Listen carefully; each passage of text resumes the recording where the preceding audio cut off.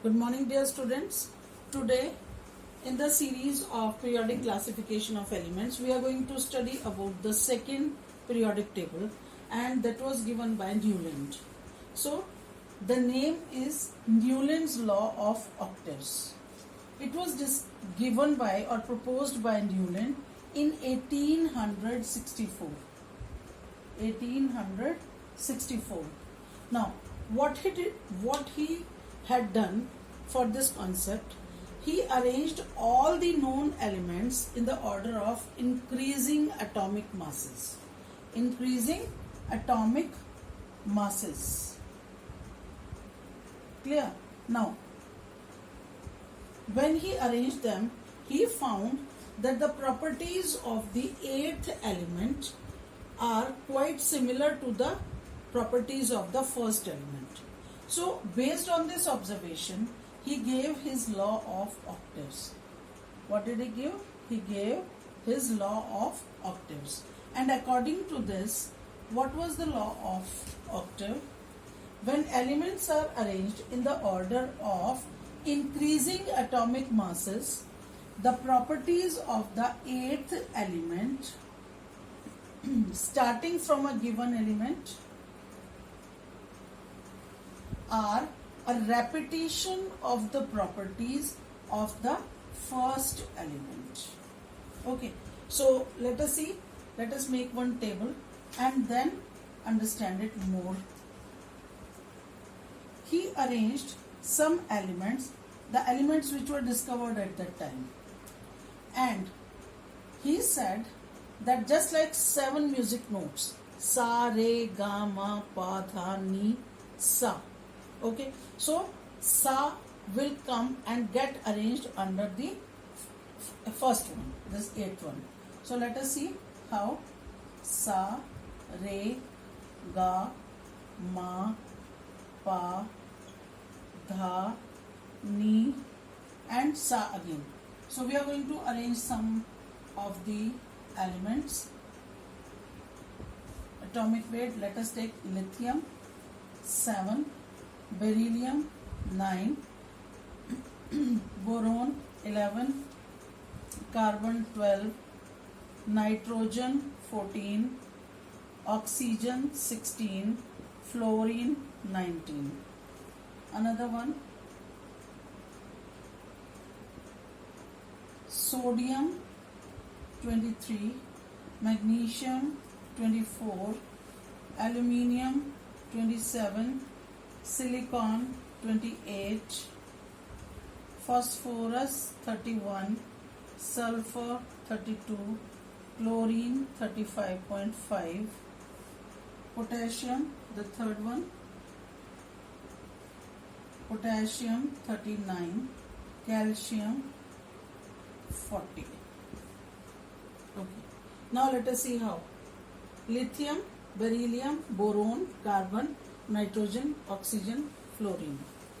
Sa, re, ga, ma, pa, dha, ni, sa.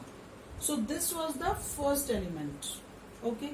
So the eighth one is falling in the same category where the first element is lying.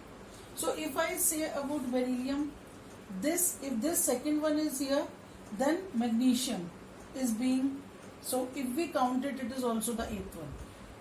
1, 2, 3, 4, 5, 6, 7, 8. Okay, so the eighth is falling under the first one. If we consider boron and aluminium, again the same. So this pattern was observed by Newland. Okay, so he gave this law of octaves, but this law had some shortcomings. Okay, and what were the shortcomings or limitations? Let us see. He said that this law is only applicable, and whatever the elements have been discovered, after that no more elements will be discovered. So he became so rigid regarding the discovery of the elements that in future no more elements are being discovered. So he said that it is only going to work for these only. Fine. another, what he said, shortcomings or limitations of his law.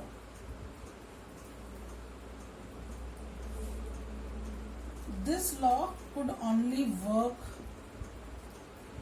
well for lighter elements.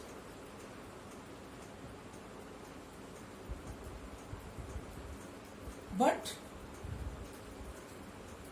failed for higher elements.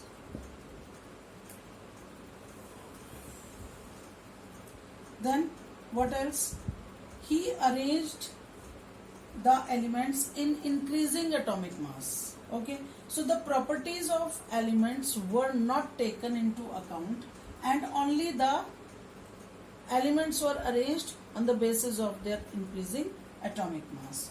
So the second limitation was that properties of elements were not taken into account, and only the elements were arranged in increasing order, increasing atomic masses.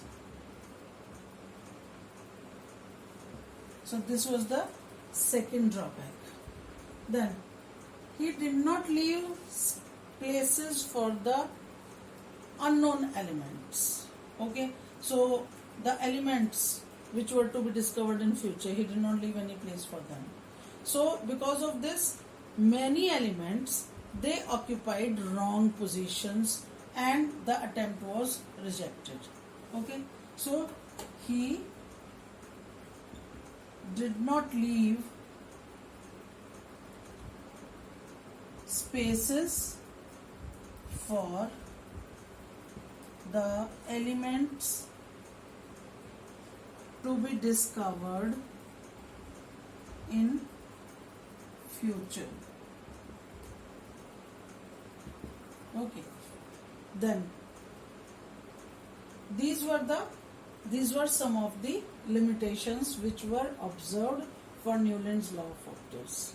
So this was a failure, but after this, the person who discovered or who proposed a new periodic table, that was Mendeleev. So he started working on the failures of Newland's law of octaves. So this is all about Newland's law of octaves. Revise it.